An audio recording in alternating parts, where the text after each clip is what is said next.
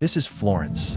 For most first-time visitors to Italy, the spotlight usually goes to Rome or Venice. But ask people who have actually traveled around Italy, and Florence is often the city they still think about long after the trip is over. It's not a big city. The city itself has fewer than 400,000 people. And yet, this small city gave the world Leonardo da Vinci, Michelangelo, and the Renaissance movement that went on to change the face of Europe. Florence sits in central Italy, in the region of Tuscany, with the Arno River flowing quietly through the middle of the city. On a clear day, sunlight falls over rows of red-tiled rooftops, and that huge dome rises in the distance like the center of the skyline. The whole city feels like an old painting that time has gently softened. In the beginning, Florence was just a small Roman settlement. Later, it grew rich through wool, banking, and international trade. And starting around the 14th century, one family began to rise above the rest: the Medici. Now, the Medici family is a story in itself.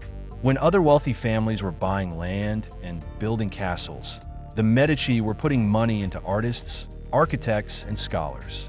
Leonardo da Vinci, Michelangelo, and many other masters were shaped by the world this family helped create. That's why people sometimes joke that without the Medici, the Renaissance might have arrived decades later. From Dante, who wrote the Divine Comedy, to Galileo, who studied the stars, from Leonardo to Michelangelo, so many people who changed European history were deeply connected to this city. And here's another detail that often surprises people. From 1865 to 1871, Florence was briefly the capital of the Kingdom of Italy. It didn't last long, but it says a lot about how important this city once was. Today, the historic center of Florence is a UNESCO World Heritage Site. Travelers come here from all over the world, but somehow, Florence still doesn't feel like a frozen museum. It still has real life in it. A shot of espresso, a thick Florentine steak, the smell of fresh bread drifting out of a bakery. That could be just another ordinary day here. Florence is a city you can admire from a distance, but it's also a city you can slow down and live inside for a while. All right, now let's head into the old city. The first place you really can't miss in Florence is the Cathedral of Santa Maria del Fiore. And honestly, no matter how many photos you've seen, the first time you stand in front of it, it still hits you.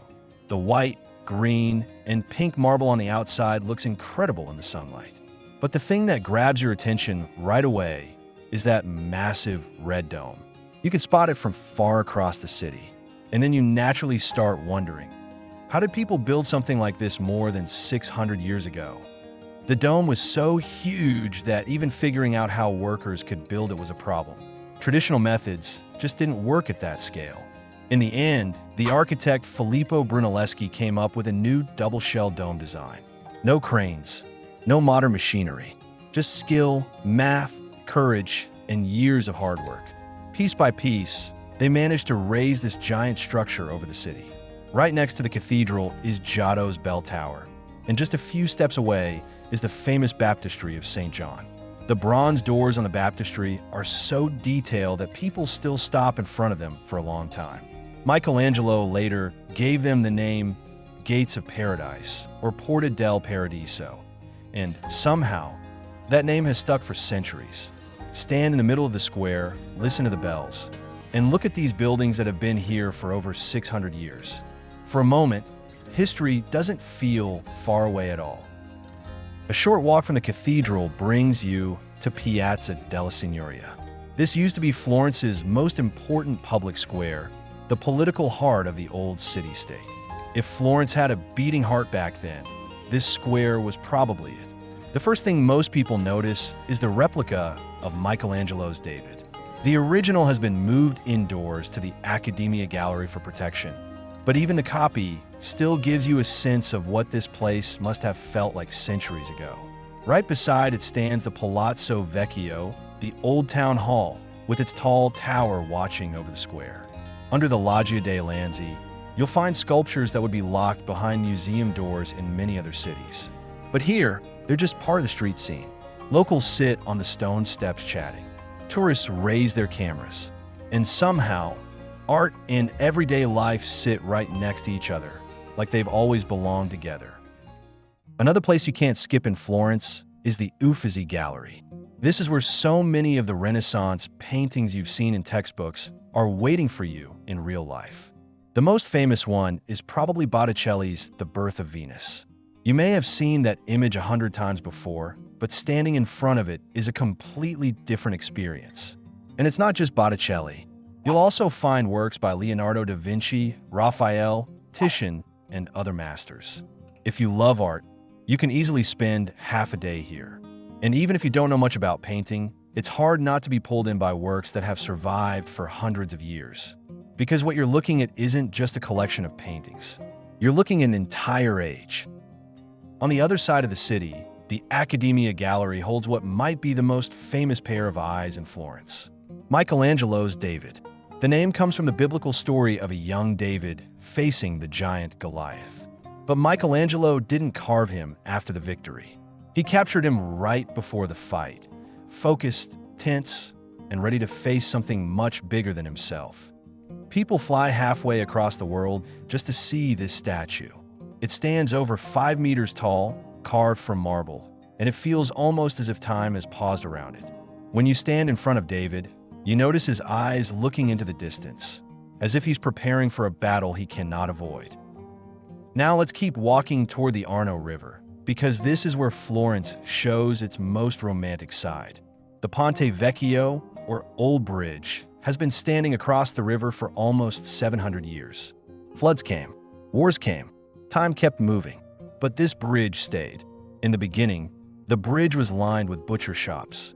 Later, the Medici family didn't like the smell, so they had the butchers replaced with goldsmiths and jewelers. And that tradition is still alive today. Walk across the bridge now, and you'll still see jewelry shops one after another. The best time to come is around sunset. The light turns the Arno River gold, and the water moves slowly under the bridge. People stand along the riverbank doing absolutely nothing, just watching. And honestly, that might be one of the most beautiful things to do in Florence. Not far from the Ponte Vecchio is the Basilica of Santa Croce. People often call it the Temple of Italian Glories because so many famous figures are buried or honored here. Michelangelo, Galileo, Machiavelli, and others. The moment you step inside, the whole atmosphere changes. It gets quiet. Sunlight filters through the stained glass windows and falls across the church floor. Centuries of stories seem to stay inside these walls. Now let's cross the Ponte Vecchio to the south side of the Arno. Right in front of us is the Grand Palazzo Pitti. This was once the main base of the Medici family. We've been talking about them throughout the journey, and for good reason. Their support over several centuries helped make Florence the center of the Renaissance. But even the most powerful families eventually come to an end. In the 18th century, the last Medici heir, Anna Maria Luisa de' Medici, passed away. With her, this legendary family that had shaped Florence for centuries officially came to an end. But before she died, she made a decision that changed the fate of the city. She left the family's vast art collection to Florence with one condition. These treasures could never be removed from the city. And that is one of the reasons Florence still has such an incredible and complete collection of Renaissance art today. Palazzo Pitti is now a museum filled with paintings, jewelry, and former royal treasures. But behind the palace, the Boboli Gardens feel completely different. There are trees, fountains, sculptures, and quiet paths spread across the hillside. Locals come here to walk, rest, and breathe a little. Find a bench, sit down, look out toward the red rooftops in the distance, and feel the Tuscan breeze. At some point, you may realize that Florence is often at its best when you stop trying to check off sites and simply do nothing for a while. And if there's one place that feels like the perfect ending to a trip through Florence, it has to be Piazzale Michelangelo. This viewpoint sits on a hill south of the city, and it gives you the classic panorama of Florence. Come in the evening if you can. As the sun begins to set, the whole city turns golden. The dome of the cathedral, the Arno River, and the endless red rooftops all appear in front of you at once. That's the moment when you understand why people come to Florence and never really forget it. Some visitors come up here just to take a photo. Then they sit down, and somehow an hour or two passes. Because this view is hard to leave.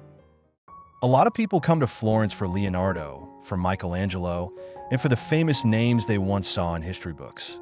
But when they leave, what stays with them is often something much quieter. The evening breeze along the Arno, the sound of people chatting in a square, the smell of coffee drifting out of a cafe, the golden light falling over red rooftops. Florence is known as the city of the Renaissance. But its real magic is not just in its art. It's in the way this city has turned art into everyday life. And even today, Florence is still waiting for anyone who loves beauty to come here and meet it. Across more than 500 years of history,